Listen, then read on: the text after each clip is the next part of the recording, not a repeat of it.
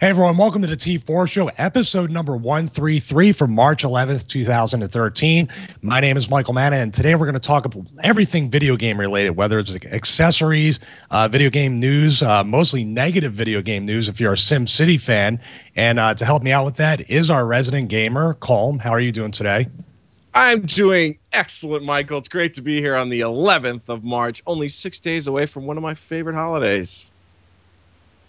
Is that wait, that's the one that you celebrate that holiday every day, the drinking holiday? Oh, fine. No, I believe our third unofficial co-host, that's his favorite holiday, not mine. That's true. That's true. Yes. But I'm assuming we're going to get right into it because we got a ton of news and everything going on and different things. I'm reading some of the tweets from Bill Savage because what we're going to talk about first, Colm, is the debacle, the nightmare that is known as the SimCity launch. Yes. We were both interested in getting this game. I was interested in doing it. I don't even know how it's being released. I know there's an online type of always online DRM type release related to it, and that's where all the problems started with SimCity. And now Andrew brought up the article here that basically says that SimCity launch trouble is almost behind us, meaning it's been a good week. And I'm gonna start off by reading real quick Bill Savage, who is the Savage042 on Twitter, because he really has been tweeting a lot about this problem ever since he picked up his copy of SimCity. He basically could not log in due to all the full servers. At one point, his city entirely, completely disappeared, Colm. Yeah, city. A lot of people had that problem. They built cities and then they just disappeared out of nowhere. No rhyme or reason. Go into his next tweet. You cannot play the game at all without being connected to the internet. Your city is saved on their servers. Nothing is local. And I'm going to stop right there, Colm. What's your opinion on that? You don't technically have a save on your console or your computer when it comes to this game. I mean, my hat's off, first of all, to them. They're trying to move the industry towards this, I guess, complete cloud gaming experience where we're going to have all these game titles available to us from, I'm thinking, any console, any device, but they didn't pull it off. I mean, it's pretty much that. They didn't, once again, classic thing in all of gaming is they didn't get enough servers to handle the demand for this game. They probably have enough servers for when the game levels out and people aren't playing as much, but at the start, they did not have enough, and you're basically buying a game. You just paid $60 to buy a game, and you're just sitting there, and you can't do anything. You cannot play it. You know, the EA, we're talking about EA, by the way. EA has this problem every single year with every sports release. We go through it with Madden, NHL, FIFA, any game where you have online play related to EA. The first week is always a nightmare when you're trying to play an online game, whether it be the lag, the drop connection, or no connection at all. Why has the EA not learned their lesson by now about server space and about subscribers? Battlefield 2 had that problem as well, didn't it? I don't know if it's not that they haven't learned their lesson. I just think their thinking is, listen, we have this much money, we can put it here, and okay, let's say it doesn't work the way we want, but we're going to get good press on it. I mean, we're going to get bad press on it, which is going to be people talking about the game. I mean, I really do think it comes down to that. It's just money. They don't have the money to do it. Didn't Star Wars do a limited release on their PC game for people to play online so the problems like this wouldn't happen? Wasn't that the game that they tried to stagger it? They did a whole thing where if you pre-ordered, you got in, I believe, a week before the rest of the public got in. So they tried to stagger it out. That launch actually went pretty well for them. So something like that where you have limited release or pre-orders, and then, well, that can be bad too because a person that might not be able to buy a game like SimCity for 2 to 3 weeks, you might say, well, screw it. I'm just going to buy something off Steam, an Xbox 360 or PS3 game. They could lose people at that point well, why ain't I allowed to buy this game for the first month? I want to play it now. Right. Well, I also have another problem with the game. I don't know if you were involved, but they did a really limited beta run where you would get into the beta. It was like 2 weeks before release, and you were able to play a full hour of gameplay. SimCity, right? Yeah, SimCity. So I got into the beta and I sat down with it, and I would have to say that it was an incredible hour demo because I really felt like I was able to see everything, and I was all in. I was like super excited about it. then I come to find out, now I didn't buy it when it came out because I wanted to see, because of launch stuff and blah, blah, blah. But I'm finding out that what I thought and played as the demo was a smaller version of the big picture, and it really is not. It's the size of your cities you make are really small, and I was very surprised about that. Oh, really? Is that because of all the graphical detail of the cities? Because they've really made it a lot more than the original. I played it on iOS, which is the fun game on iOS. It's pretty cheap, but I'm sure I'd seen some of the screenshots. The graphics are really amazing for a SimCity game. Right. No, it's absolutely beautiful. I think it has to do with this whole always on, because they're saving all this stuff to servers. And if you make massive giant cities, obviously you're going to run out of room. And two, I think these lofty goals of how, like, let's say I had a city, you had a city, and Andrew had a city. We could each be in this area, and our people that live in our city will work in each other's cities. And they had a really lofty goals when it came to multiplayer. But I mean, I think this is a crucial point in where gaming's going. I mean, we're going to talk about it, about the next Xbox and this whole cloud, always on, always connected. So this is one of the first steps to getting there, and it pretty much failed, in my opinion. We got more tweets from Bill Savage. It's thesavage042, so thank him for tweeting the details of this. He basically said, it says server available, but it's really not. And then when the game is ready, I kept getting incorrect login info error messages. Go on to say that it was the worst experience I have ever had with a game. And he's a big gamer, so he's played a lot of video games. The servers have improved, but during peak hours, that's nothing, new to EA. We couldn't play Madden. They're still having problems during peak hours. And going to go, when I actually do play, the game is great and addicting. So that's a good sign. And he says, if rumors are true about an always connected Xbox for DRM, then this is what we have to look forward to. That can be, and then Dave Saccone in the chat room says that he lost his entire save of Black Ops 2. So Microsoft is not immune from having problems too with their online gaming. Wow. I mean, right now, let me answer your question real quick about this DRM thing. I want to stick to that. This always online DRM thing is really the companies trying to battle piracy and people downloading torrents and NZBs and stuff like that. Do you think this is going to backfire on them and end up costing them even more money for server space and things like that? You know, I had a great talk last night. I'll give a shout out to SA51 on Twitter and R. Clay Bones on Twitter. We talked about this issue at least a half hour, about this next Xbox, about fighting piracy mainly. And we're thinking about like what entails, and like a very popular piracy that both you and I have talked about is JTagging. And that's pretty much where you have a hard drive in your Xbox and you're able to get, I don't know how they do it, but they get games from the internet and then they FTP those games to this Xbox. So it's almost that next level of a console. But the amount of time and like knowledge on first just setting it up, and then the whole process of getting that file and then converting it to the right type of file, the amount of people that are actually pirating Xbox games, it has to be under 5% of the amount of people. I just don't believe it. Mm-hmm. So they're spending all this time when you have a whole in my opinion, 95% of the whole population that is a gamer that is buying their games, and they're getting screwed and not being able to play their game because you're trying to fight that 5% that's pirating your game. And yes, granted, maybe piracy in other countries like China is a lot more rampant than it is here, but I don't know.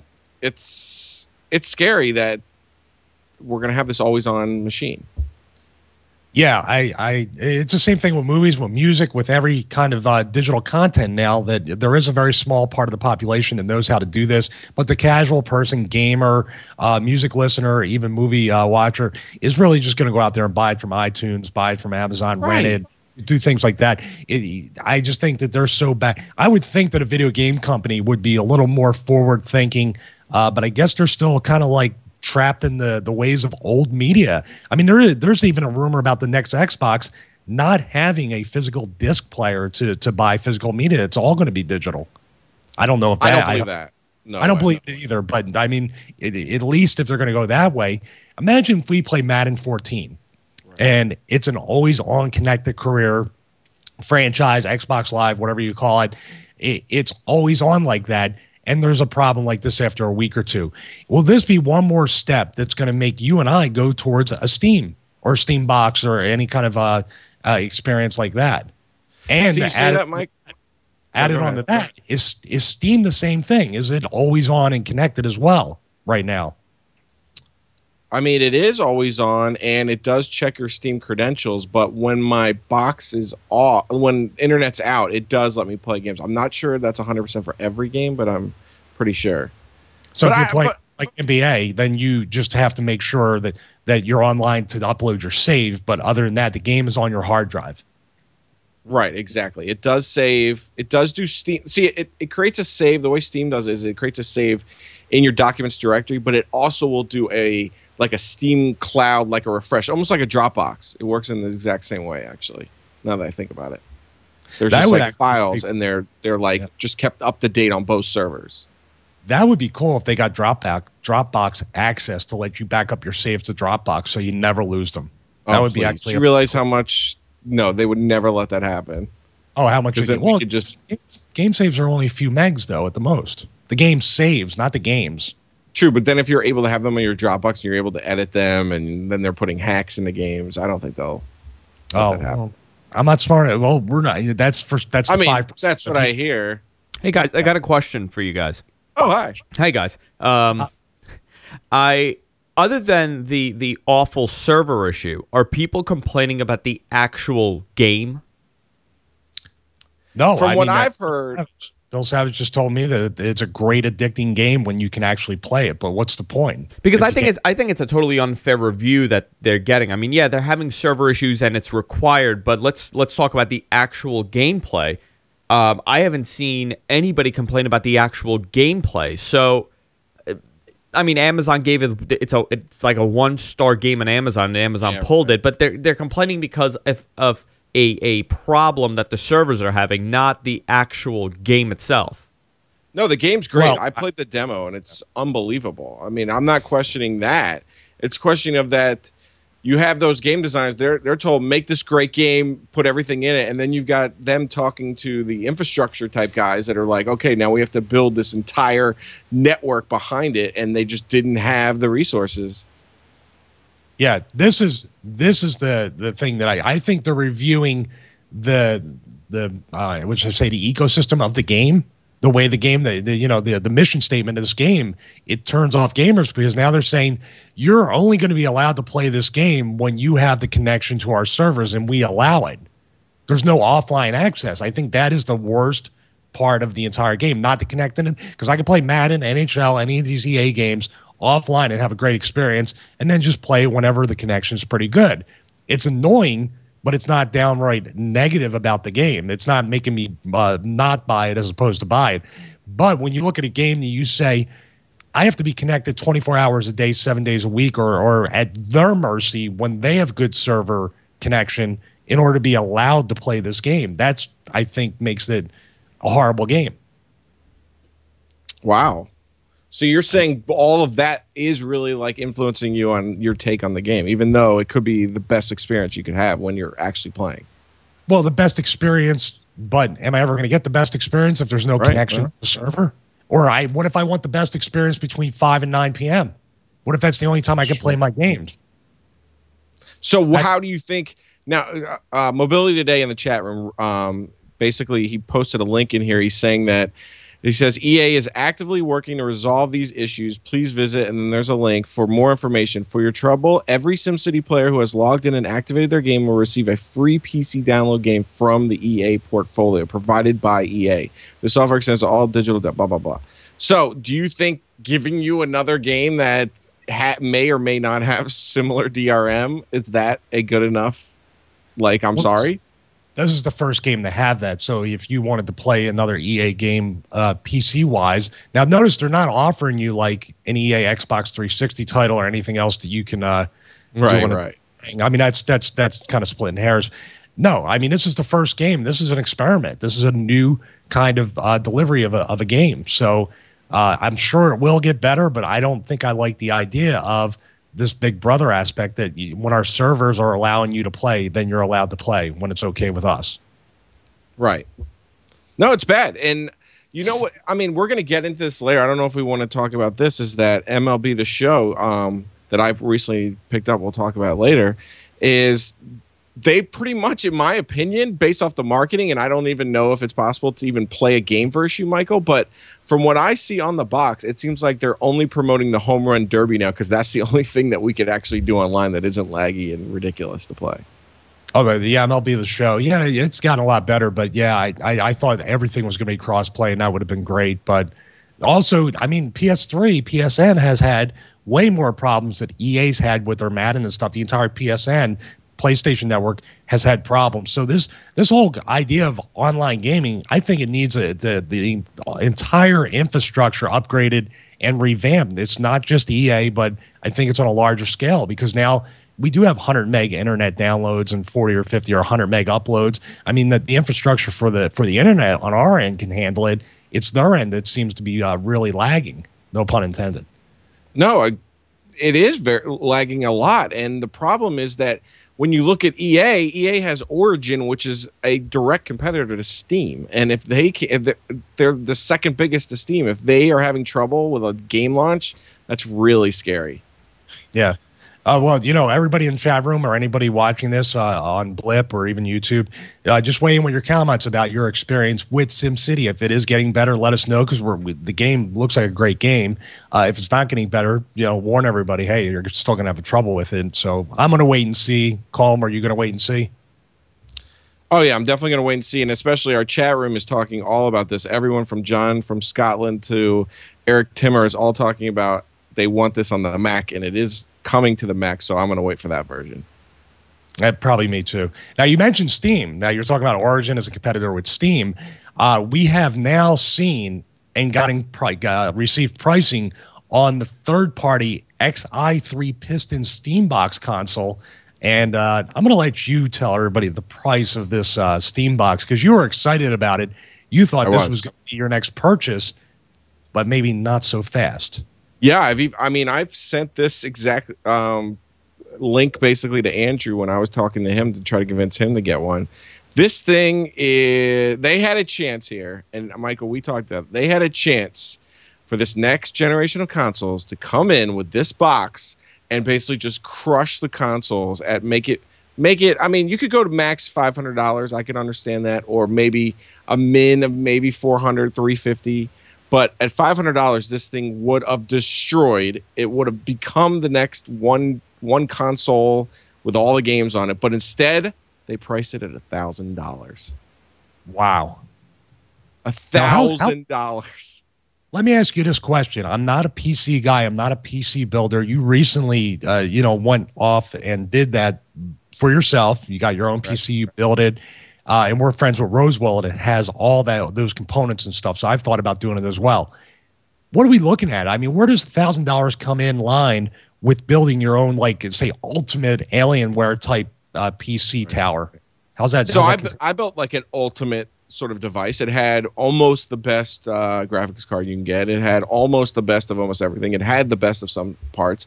I paid max was $700, and this thing is like, I can put Ultra on all my games. They look incredible. They play great. And then to see this at $1,000, and it's really just not as good as mine in certain ways. I mean, who knows? It says 4 to 8 gigs of RAM. I'm assuming if you want 8 gigs of RAM, it's going to be $1,500 or whatever they're going to overcharge you for. So I just think you're paying a lot for the size and the footprint it's going to make in your living room.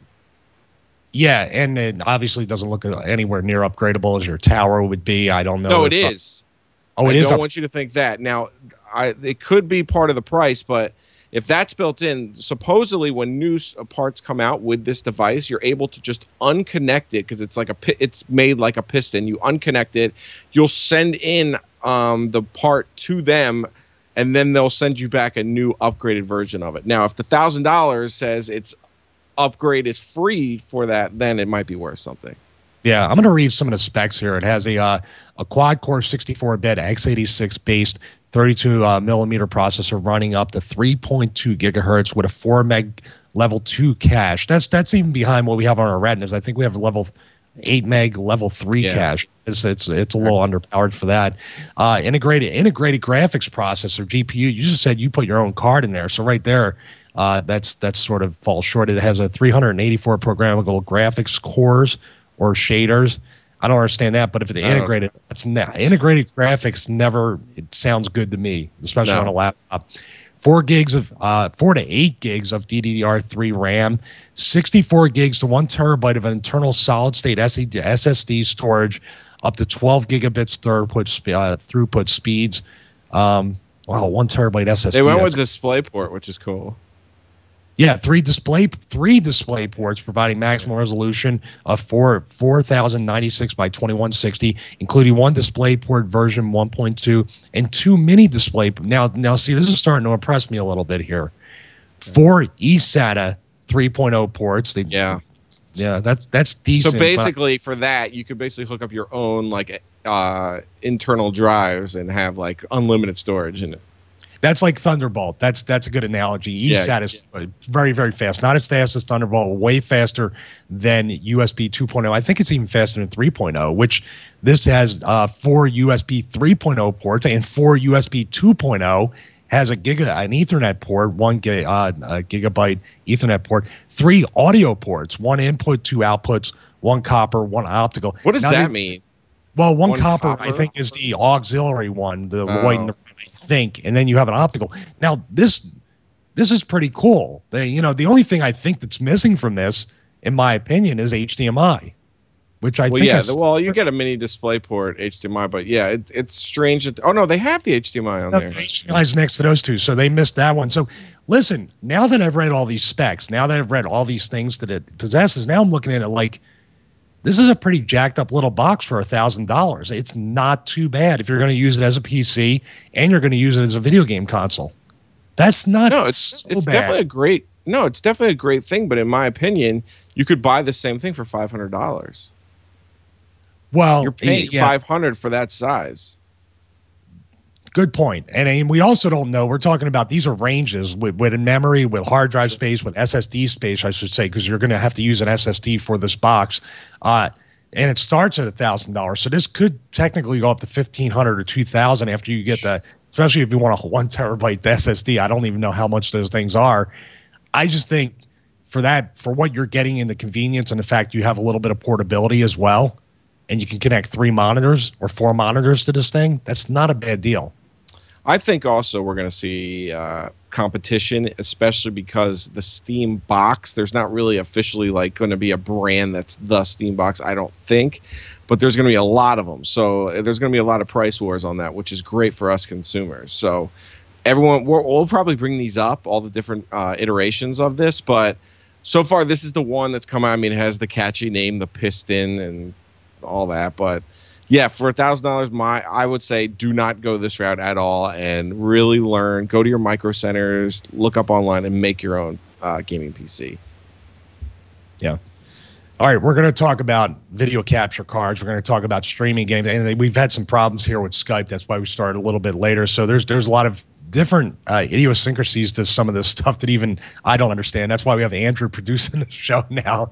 It gets very confusing. So, Dan sent me a couple of emails this week, viewer of the show. He watches the YouTube videos, the T4 Show videos. And he had a question about, I think he was using an ITV or Elgato hybrid, the USB one, which it's been around for a little while, and it's made by Elgato, which has an updated version of that now that's much better in my opinion. But we'll get to the question. I replied a couple times. So he starts off with, thanks for your quick reply. As to your question, my problem is not really one of a delay on the stream. I realize that happens with the ITV because he's using USB. There's a little bit of a delay. Where I'm having the problem is incorporating the audio in the stream. What I do is on the main shot screen, I add Soundflower Channel 2. Now, calm down, Colm. I know you hate Soundflower. We'll get to that in a second. Oh, please let me talk about that. I make sure that that is part of the shot. Also, when I double-click to edit the shot and add the desktop presenter, he's using Wirecast, so desktop presenter is part of that. However, when I turn the master audio volume up on Wirecast, I get this weird reverberating echo effect, like I'm in an echo chamber or something. In these instances, I also have the volume up on ITV, which normally would be only recording with ITV and not streaming. I don't do because the delay combined with the sound from the TV annoys me. So basically, I have this. I already know the answer to this. I want to read the rest. So basically, I have the sound up on the TV, the sound up on the ITV, the master volume up on Wirecast, and I have Soundflower Channel 2 added to the shot, the desktop presenter screen area I want to stream. With all of that, streaming to Justin TV, the gameplay images are captured okay or all right. Though I have to say, it would be nice if the resolution was what it is when simply recording the ITV, but the audio is missing somehow. That's the fix I need, is how to correctly incorporate Soundflower Channel 2 into the Wirecast stream and how to apply it correctly. Thanks again for your help. Now, the problem is, Dan, when you turn on monitoring and Wirecast on the panel, that creates a feedback effect. Remember, we used to do that a couple times, Colm, and it was brutal. So that's the problem that you're having on that end. Now, as far as that audio not coming through to the actual recording or the stream on Justin TV, what I would say, and Andrew's more of an expert than even me and Colm, so tell me if you agree. I would just upgrade to something. If you want something portable, if you like the ITV software and you like Elgato, I would get the Game Capture HD, and we actually have it in the Google Notes there, Andrew. If you could bring up GameCapture.com there. I'm going to bring it up too. Now, Dizzy Doug, friend of the show, has used this too, and this thing has so many features, which includes you can stream right from the app to Justin TV, to Twitch TV, to anywhere you want. You can record, you can voice over, even though it has a slight delay. They have something in the software that allows you to voice it over like we do with our Thunderbolt. Really? Yeah, Doug. There's a built-in. It looks like iMovie. There's a built-in voiceover with the meter, the input, and everything. It really is matched up. The Game Capture HD with the software is a nice combination to use. Now, Dizzy Doug was a huge fan of the Hopag HD PVR. He prefers this method now? Way more. And this is about the size of the ITV hybrid. So you can put it in your pocket. So if you have a Retina Display MacBook Pro and this, you can pretty much just take it anywhere and record your games. I mean, take a look at it. Go to Game Capture HD, and well, it has a play thing. Is if Andrew's playing that video, I don't know what it is, but it'll give you the experience. And Dizzy Doug did the video on it from beginning to end. This thing's under $200 on Amazon, and it really is a great little piece of hardware for somebody that just wants to record video games, not necessarily, there it is. That's all it is. Right there. Wow. I might, I still have that Roxio one. I should check that out and see how that performs now that I have a system. Yeah, the Roxio one, which is excellent. This works on, if you have a Mac, you're going to use ITV, and that's the Game Capture HD is your only choice as far as something in this price range with that kind of portability. The HD PVR, you have that. It's too big. You have to, I don't prefer that anymore. It's too big, it's bulky, plus the fact that the Apog HD PVR, you have to use all those big component wires. So you have two sets of 5 wires running all around your TV. With this, it just connects through HDMI. It's one cable, USB on the other end, and then you have everything right there on your laptop or your desktop. I think for the footprint, for what you're getting, and the software especially, Colm, is amazing.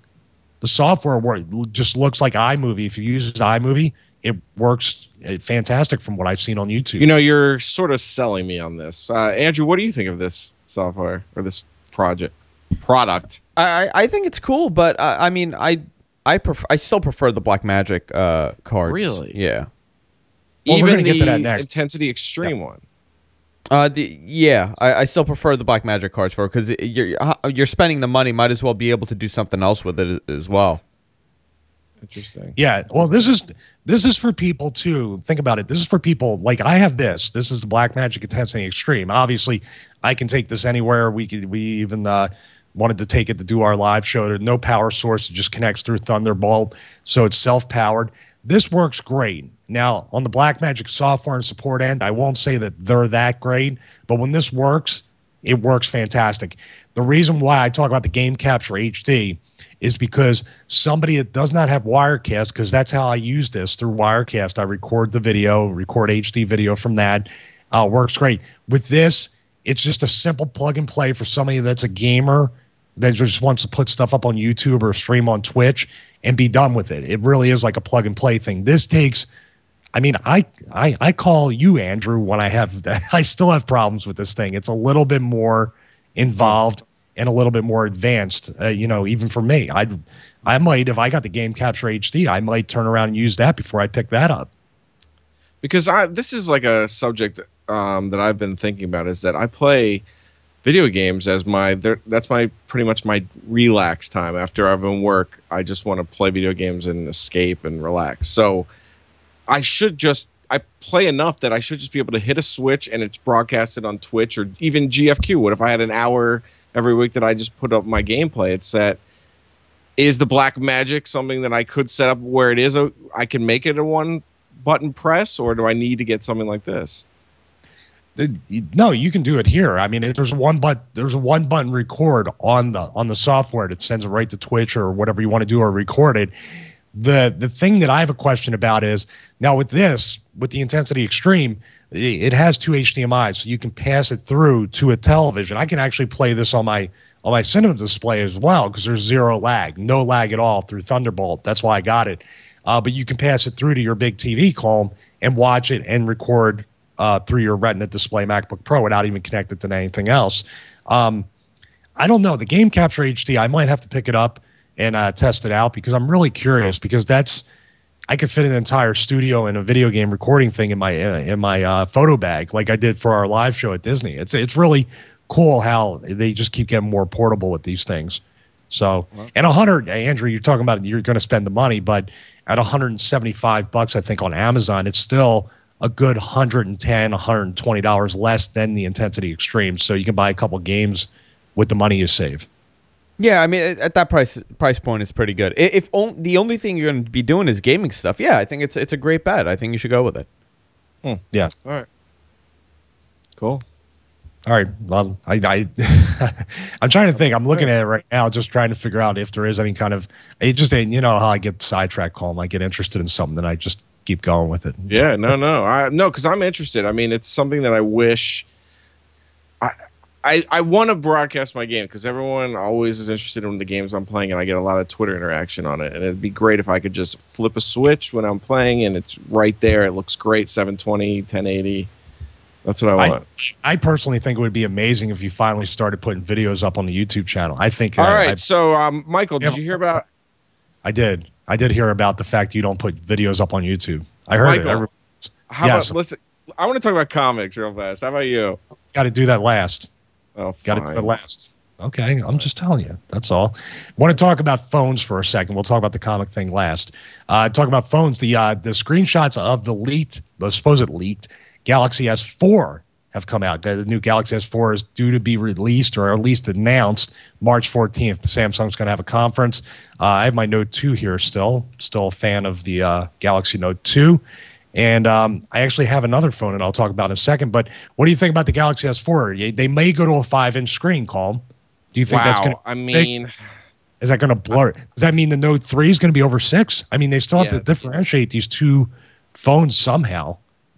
I think that what we see from this S3 or S4 is going to be, I guess, like a preview of what we're going to get with the Note 3, and just body-wise. But I think what we're going to get with of course, they're going to make the Note 3 a little bit bigger than the Note 2. I think they're just going to keep it in the same footprint. We're just going to eliminate bezel. And you can tell about bezel a lot from my phone because it's white, so you can see it. But yeah, I think, I don't know with hand-wise if they can go bigger with phones. No, I think wider screen, like you said. If they go top to bottom with no bezel, maybe even get rid of the home button, you got a 6.1, 6.2-inch screen there, I would think. Yes. No, I'm excited, though. I mean, it's a new phone. Android, not Andrew. Android is picking up steam. A lot of people that... Yeah, is he picking up steam? There's a lot of people that You're not? He's an Android user, too, actually. But a lot of people I know in particular were iOS people, and they've now made their way to Android, like myself. And I mean, it's exciting to see a phone come out. I've never seen a Samsung press conference about a phone, so we'll see how much they copy Apple to announce it. And I believe we have someone covering the event, Michael. We do. Correct? Is that the GFQ network covering it? Yeah, yes. Rich Butler's going to be at the event. He's going to be doing some coverage for us. Oh, awesome. Awesome. There's a couple articles out there. It says the S4 is finally, because all the momentum that Samsung's built up and kind of caught up to the iPhone and maybe even won a lot of people over, especially with their campaign on TV and radio, that the S4 may just, not be seen as the baby brother or the redheaded stepchild of iOS. Now this S4, people are actually excited to see what it's about, what Samsung's going to come out with next. And there is buzz about it, and it hasn't been that way for an Android phone in a while. Right. I think that's well, that's not 100% true. I mean, people were excited about the Nexus 4, but I think most of the geeks were. I mean, a buzz like general consumers are saying now everybody knows what an S3 and a 2 is. That's what I'm talking about. Like they're saying, oh, then, and they're obviously going to have a campaign of TV commercials about the S4 as well. Oh, yeah. And they've done those commercials that don't involve celebrities, and then recently they have the commercials with the celebrities, which are excellent. But Samsung is like getting it. They're realizing what they should target and how to bring those, because basically they're going after the iOS users that are sort of like bored and want to try something different. And I mean, those whole unicorn apocalypse, I heard the game actually got released yesterday, so you can actually play that game that's in the commercials. They're doing a good job. They're showing uniformity because we thought it was just a joke game, and it actually released a real game. So that's pretty good for them to follow through. Now, Andrew, did you get the Note 2 yet? I do have the Note 2, yeah. What do you think so far? What are your first impressions? I took it out yesterday. I haven't really had a chance to play around with it because I've been sick, but I took it out yesterday when I went out to a bar and I was using it. It's a good phone. It's a really good phone, but it's way too big for me. So you may be looking at the S4 then and seeing what they have. I mean, 5 inches would probably be about the borderline for somebody that wants a one-handed phone to be able to use it. I mean, I have the Nexus, the Galaxy Nexus, and I think that's a great size. It's 4.75 inches, but it's not. The Galaxy Note 2 is almost too overwhelmingly large. Wow. I think when you use it, and I have it right here, like I said, and Colm has his. When you use this phone, I mean, it feels huge. The same thing I thought about the Note 1, and this is actually much more holdable, and ergonomics are better on this than the one. This phone, I don't know. Once you start using it and you see all the features in there, you start doing things with it, especially some of the built-in Samsung stuff like S-Beam and even some of the Groupcast stuff, taking pictures over the same Wi-Fi network. You really say to yourself, wow, when I go back to the iPhone 4S, it's completely, it doesn't even. It looks like a woman's phone, doesn't it? No, but it basically won't even fit in the screen. It's smaller. I mean, it's smaller than the, smaller. The whole phone fits in the Samsung Galaxy Note 2 screen. It's crazy. Not even the bezel, just the screen. But once you start seeing the uses for it, and you will, go out of your way to try to use the S Pen, because you'll find yourself using it. Yep. It'll really become part of your productivity, and it's really cool. Yeah, I use the S Pen. I think that's pretty cool. I like that, but for me, I'm almost to the level that every one of these Android phones are the same. Like nothing stands out over the other one anymore for me. He said that to me, and I was surprised because I was telling him, didn't he like the Samsung TouchWiz experience better? No, I hate it. I don't like TouchWiz. Nope. I'm the opposite. I used to hate it. Now I prefer it over vanilla Android. I think it makes things overly complicated. Wow. I disagree totally. That's weird. Yeah. I mean, listen, it's still really early for me to make my opinion on it because I've only used it for like a day extensively, but I'm going to use it this week and next week, and I'm going to see what happens. Maybe I'll change my mind. Phone guy. That's his problem, though. Oh, that's what I was just going to bring up. Good segue, Colm. I have in my possession upstairs with the cats laying on it the Nokia Lumia 820, and people might say, well, you had the 920. Like, isn't that the flagship phone? Isn't that the phone that everybody should want? You know what? I read a couple of reviews and it interested me, and I contacted Nokia and my buddy Jason Harris, who works for them, and they sent me out the 820, the wireless charger, and also one of the colored shells. And then you might say, well, what do you mean colored shell? Well, you can remove the back and add, I think, 6 or 7 colors to the phone, so you can basically personalize the phone, and still has the wireless charging plate on each cover, so you can use every cover to charge it. The reason why I think I will like the 820 maybe possibly better than the 920, There's a few reasons. I don't know if that was me or not. I'm sorry. The Skype thing kind of beeped up. So the reason why I may like it better is because it still has an 8 megapixel camera. It has no pure view. But the two things that we talked about with these phones, Colm and Andrew, you can have a removable battery with the 820 and expandable storage with micro SD. Right. Those two things make it pretty, and it's more affordable. Than that's a plus. Yes. Those three things, all the stuff, basically I can upgrade the storage. I can buy multiple batteries for it and replace the battery because it is a battery hog. The Nokia will run out of battery halfway throughout the day.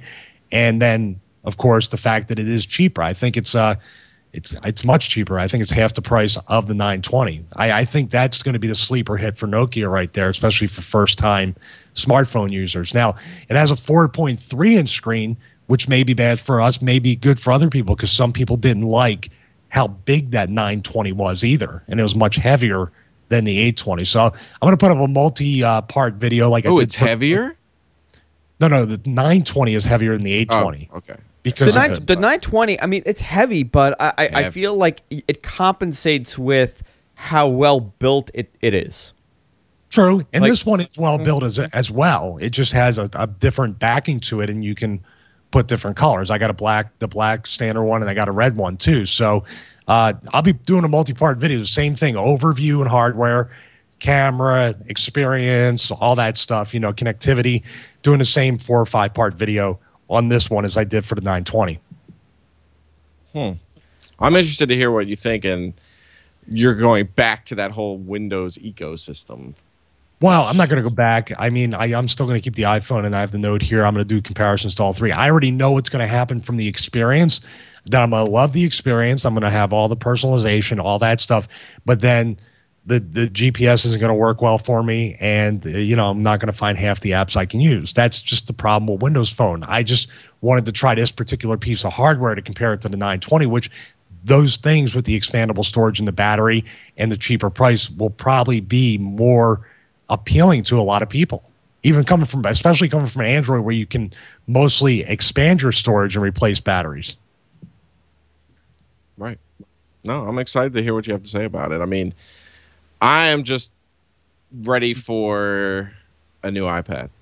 Yeah. Oh, here's another side note. I think what I'm going to finally do is I'm going to use this 820, this Nokia Lumia 820, as my guinea pig for trying out Straight Talk finally. So I'll do a month of Straight Talk, give it a shot, and see how because it's an AT&T SIM or micro SIM. I'll go around the area and see how it works, and that may finally get me off AT&T and save some money and finally go to Straight Talk. Wow, I don't believe it, but we'll see. I want you to do it because you're going to lead me. What do you mean? Oh, you're going to blame me? I'm afraid. I wouldn't be afraid. I'm going to wait to see if you complain about it. If you don't complain about it, then I'm coming. Well, listen, I don't know if I complain once a month about Straight Talks, say their speeds, their data speeds or whatever, as opposed to complaining about $100 bill every month. I think I'll complain about the speeds. I'll be fine with that. I have to say though, I switched over my account for AT&T to have the legit 4G LTE speeds on this phone, and it's ridiculous how fast it is in this area. Unlimited still? Yeah, it's still unlimited. I was able to do that. He said, yeah, that wasn't a problem. And I got them both now on the same account. I don't know what I was doing before. Yeah, I'm getting throttled right now. So I'm getting like maybe 100K up and down. Oh, here's the other thing, Michael. Listen to this. So I kept my unlimited plan, and I don't know if this will help you decide anything, but instead of it being at 2 gigs where they started throttling me, he said now since I have 4G LTE, it'll be up to 5 gigs. How does that work? Well, because you're going to get the 2 gigs in no time at all with LTE. So I guess they were released a little bit kind. You're going to get the 5 gigs in no time at all using LTE, right, especially with an Android phone. So I'll have to ask. Maybe I'll ask the AT&T on Twitter and see if that's the case. Yeah, you should definitely. I went in there and he saved me a ton of money and made things easier. So that's cool. You should have did a video about it. I should do it. Now you can talk. Now you can talk about your comics. All right. Now we can talk about some comics. Now, it's been a while, Mike. I mean, we even once had a comic show, but I wanted to bring this up. New 52. We had all talked about it. What New 52 was? It was launched, I guess it was over a year ago now. And yeah, because we're around, no, maybe a year and a half now.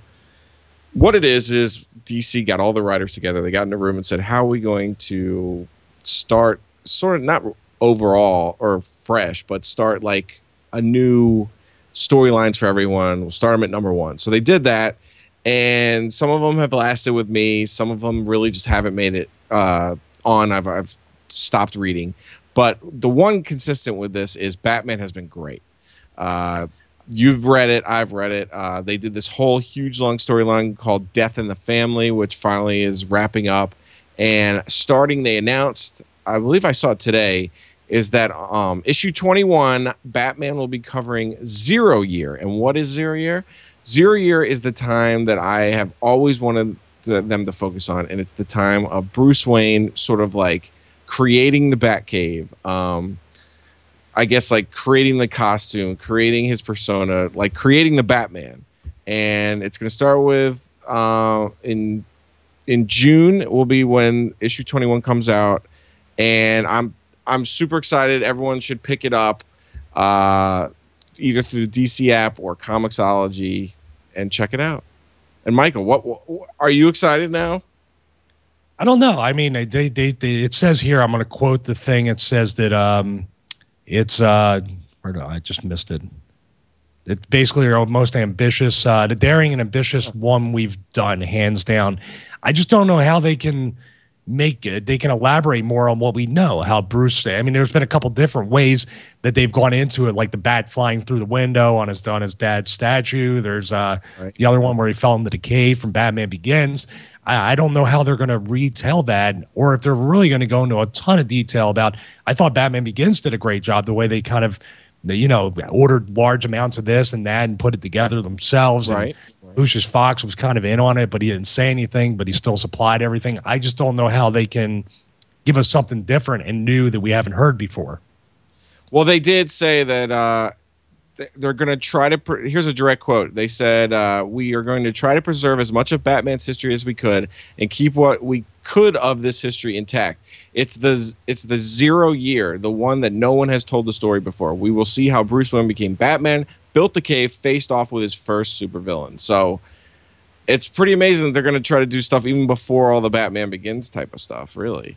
I really like the fact that, and this is what I hope for, is that they come out with a cartoon like they've done with the Dark Knight Returns Part 1 and 2, Batman Year One, and Batman Under the Red Hood. That's what I love. Those movies, if people have not seen those, and trust me, I watch it every night before I go to bed and piss my girlfriend off. She doesn't like it. She can't understand how I watch these things every night before I go to bed, especially Dark Knight Rises. And I try to explain to her, just like all this stuff we've never experienced when we were a kid. We saw some Batman movies like the Michael Keaton one, but we've never gotten the true Batman mythos on screen or in animation. And now the comic books are trying to extend that, and I hope the animation goes one step further and tells the story too. Yeah, I agree with you. And yeah, I just wanted to bring this up because I know you're a big Batman fan, and we do discuss comics from time to time. But also, I think what I'll talk about in the future is Marvel just released something very interesting. It's their Marvel Unlimited, and you can basically pay a monthly fee like a Netflix, and you have unlimited access to their entire, I think, like 70 million titles. Yeah. I want to back up real quick. I went to the Game Capture HD site. There is it just like this. There is a pass through. It's on each end of I did a 360 view. There's an HDMI in and out on the Game Capture 360. They really did a great job designing this. Interesting. Yeah. So you do HDMI on one end in and the other end out. And it goes straight to the TV. Yeah. So it's just bypassing it. And it's all powered by USB. So the only thing I would say backing up to that is be careful with USB bandwidth. I'm sure Colm knows that now. So you'll use up a lot of USB bandwidth with this Game Capture HD. So if you don't run anything else on USB. Yes, Andrew basically got rid of my USB bandwidth problem. And aren't I perfect this time? You sound great. No more robot. Colm is gone again. Gone again. All right. That's great. Do we have Netflix this week, Andrew? Do we talk about them? No. It starts next week. I was wrong. I thought it was this week. That's okay, but here's a free one. Then go to Netflix and get all those Batman movies and watch them, except for Dark Knight Returns 1 and 1. Under the Red Hood, Gotham Knights, and Year One are on Netflix. Watch. I don't like Gotham Knights as much as Year One and Under the Red Hood, but I watch it every night. And do you do that? Does the Alyssa get mad? Do you watch cartoons before you go to bed? No, I'll sit with my iPad and I'll put on either. Well, actually, no, I've watched the Clone Wars before bed sometimes, but yeah, it's some kind of TV show or movie I'm catching up on.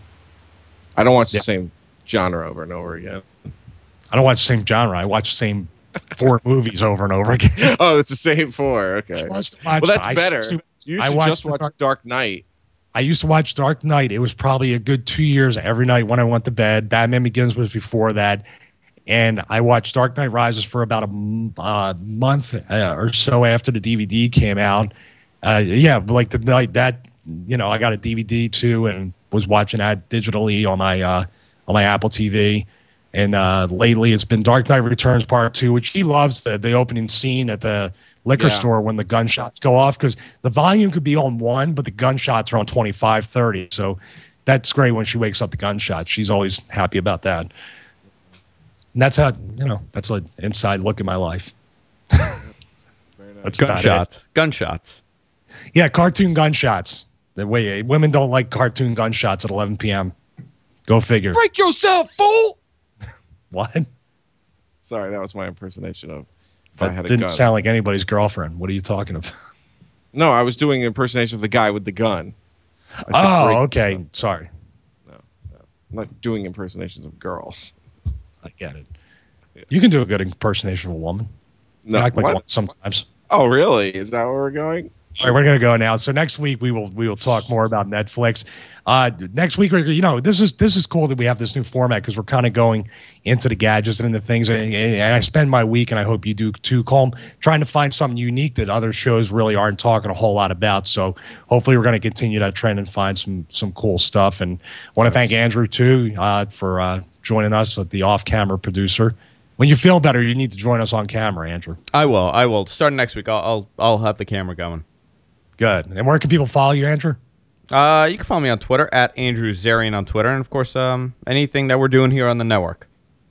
Also, internet broadcasting on Facebook. Check it out. Especially for the stuff we cover with video capture cards and stuff like that. That's where Colm and I go when we have a question, when we need to learn something about how we set this production up and everything. So that's a great place to go. The IAIB, join that. Great forum on there. Follow Colm at Culmination on Twitter. Follow me at Michael Manno on Twitter. Make sure to like the T4 Show page, and also go to our Google Plus page, which is like everything else on Google Plus. Nobody posts anything. No. All right. So, you want to take us out? I'll let you future endeavor everybody this week. Well, fine, but let me talk. One thing I didn't get to talk about was Soundflower, and I think you should never ever use that terrible 30-second blitz is back too. Yeah, that application has ruined multiple computers of mine in the past and audio problems, and this iMac I think is part of that. So stay away from Soundflower. Best luck on it. Yeah, best luck. Not endorsed by anyone from GFQ.